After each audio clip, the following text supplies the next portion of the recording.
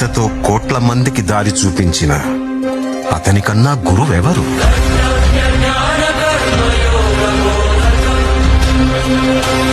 రక్షణ కోసం సముద్రం మధ్యలో ద్వారకా నగరాన్ని కట్టిన అతనికన్నా గొప్ప ఆర్కిటెక్ట్ ఎవరు?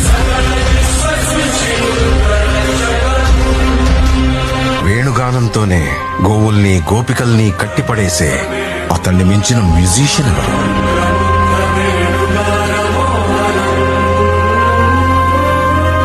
హోమయాగాలతో వర్షం తెప్పించిన అతనికన్నా ప్రకృతిని అర్థం చేసుకున్న క్లైమటాలజిస్ట్ ఎవరు?